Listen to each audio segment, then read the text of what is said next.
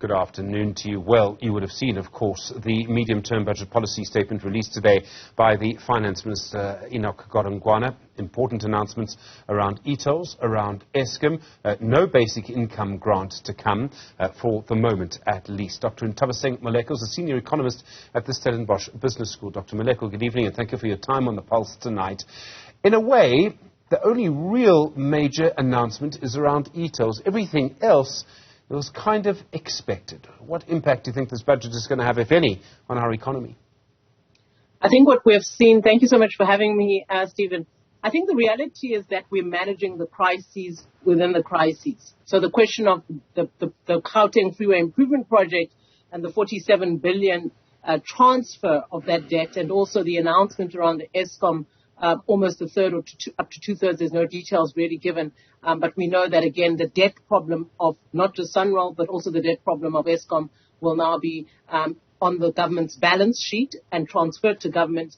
Doesn't really solve the issue of infrastructure in terms of efficacy, service delivery around the port's logistics network, but it is solving the problem of uncertainty. And I think now that the matter's been finalized and the minister has made a decision in this regard, I think the important thing is not to get into a situation again of a similar nature, but also to fix the Eskom problem, which is not just a debt problem, but it's also management of electricity and generation distribution in the country generally, for the economy to improve and performance to be improving, because it's hit hard on performance, collections of revenue, businesses are not surviving, and everyone is really having a hard time as South Africans coping with the current norm, I think it's become, and we cannot accept this as a norm as a country, I believe. So I think that there's a lot of work to be done, and this is really just, I don't think it's put enough relief on the pressure points for our people and the economy. I mean, he made the point that Eskom and moving goods around is a disaster for the economy. I didn't see real solutions. I mean, I don't blame him entirely for that, because I don't know if there are solutions that he could implement. Remember, there is absolutely a solution. I want to assure us that the Minister of Finance holds the arm to deliver economic policy from the economic cluster, of course, supported by Minister Patel, Minister Nthabiseng, and others in the economic cluster. But I do believe that the Minister of Finance, beyond just telling us where revenue is allocated and what he's going to do with the budget and how he's going to what he's going to do with windfall and increased 83 billion tax collection, whether it's from commodities and services sector, I think what's important is to tell us from an economic strategy perspective what should be done to boost household demand, to boost aggregate output, to boost manufacturing. This comes from economic policy. So I think a lot more can be done. And I think this is where we always say we should be doing a lot more than just managing the accounts, because this is what it's become from the budget speech for the medium term. It's just about moving the revenue and collections to the different parts and different departments. But I think we need much more in terms of vision. I think there's so much more South Africa can do in terms of industrialization. I think in terms of collecting these revenues, not just from businesses, but kickstarting Mpumalanga, Eastern Cape, Limpopo, KwaZulu-Natal, economic industrialization, rural development drive. These are the things we've got to be talking about as part of the economic strategy for government. And I think South Africans want more because they deserve more. And I think that we need to get more, particularly from the budget, not just how we're dealing with debt, but really the question of structural reforms for growth to come from industrialization, to come from agriculture, agri-processing, and to advance inclusive growth that will ensure we deal with the problem of unemployment and poverty. And I think this is the problem of the economic cluster, and Ministry of Finance is at the helm of that, and we've got to put him at the helm of that as a leader. But I think the country also has to come in from the economic cluster. And there's so much there, because people have been demanding proper reform, structural reform, for years and years and years, and it never happens. He says that between 1/3 and 2/3 of Eskom's debt will go from Eskom to government's balance sheet. Eskom's debt's 400 billion rand, so that's a significant amount of money. Does it matter how much of it is, or is it all factored in because it all comes onto the sovereign debt in the end anyway? Well, I do believe that the amount matters because the balance sheet of the state and Eskom, and the crisis of Eskom and the state being a guarantee of Eskom could cripple the balance sheet. So I think it has to be carefully done. I think it's a technical issue of how much is given when, what we call the sovereign debt rating of the country in terms of the balance sheet of the country. So how much debt the balance sheet of the country has does affect ratings, does affect fiscal sustainability and the fiscal framework, does affect in terms of who then pays the debt. You must remember, even as the government, the payment of the interest on that debt will then be carried to the government. And we already know we're paying over 350 billion, which is more than a government department, health and education individually in terms of debt reservicing payment. So we've got to be very careful how this is done, and it shouldn't reduce our performance, reduce our sovereign debt rating, and downgrade South Africa. So I think that it does matter, and I think that's why they're talking about up to 2/3 or up to 1/3 of that debt. The minister announced a 3% pensionable increase for government workers. There's another sort of payment which will continue.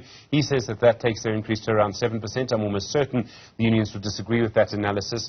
I suspect that his announcement today pretty much confirms that there will be a strike. Does he have more money, or does he need to stick to 3%? Well, the issue of the wage and the public sector wage bill is a sore point for, I think, the Treasury. If you recall, there was an agreement by the Ministry of Finance 2 to 3 years ago. This was then reneged in the sense that the affordability became the question. I think it was the time when Minister Mboweni was the finance minister. The public sector and the unions were not pleased, and we saw the response through the union strike. I think the cost of living question is not just the public sector question. It's a South African question. We've seen increased cost of fuel. We've seen massive interest hikes from the Reserve Bank. And we have not seen a real strategy in terms of economic policy relief for the average South African household. So people are really suffering in terms of cost of living. And this budget, unfortunately, doesn't speak to that. Doesn't speak to the average South African household that is really suffering with the increased cost pressure and the upward cost in prices just generally across the household of goods. And I think that critical question needed to be answered as to how would the government respond on this matter. And the average person really doesn't know how to make a day-to-day. And I think that is a policy question that could have been relieved by some instruments that National Treasury, of course, has in its ambit. I think the question of the public sector wage bill, the budget surplus for the first time we're hearing. So actually the government is collecting more than it's spending. That's what a budget surplus means and talks to. So when you talk affordability, no one is saying spend carelessly, but I think that we've got to look at the cost of living crises and make tough choices in line with that for the average South African who is not surviving and coping. So there is a surplus. Could it be used for other things that increase income, that increase our ability to grow from an infrastructure perspective? Absolutely. But I think that there is a balance that the minister always has to carry in this regard. And I do know that the cost of not having unions and our workers in our key nodes of service delivery hits us hard as well. So I think these have to be carefully balanced and looked at because there is a real cost of living push upward for all South Africans. I mean, it takes us straight to the question of social grants and no basic income grant. The minister asked by our business editor, Xolani Mbandra, about this today at Parliament, and the minister saying that, yes, a basic income grant would be a nice idea, but the economy doesn't produce enough revenue to sustain one. Government is going to come under, you've already pointed to this, government is going to come under to more and more political pressure to institute a basic income grant. That seems to me to be unavoidable. Do you think government can withstand that pressure, or do you think one day it's just going to have to happen? Our government, Stephen, cannot face and should come under for not creating sufficient momentum for structural change in our economy to ensure that it is labor absorptive. Why do you have 12.5 million South Africans that are not in the labor market working and economically active? It's because of the labor market issues that have not been responded to by our current policy.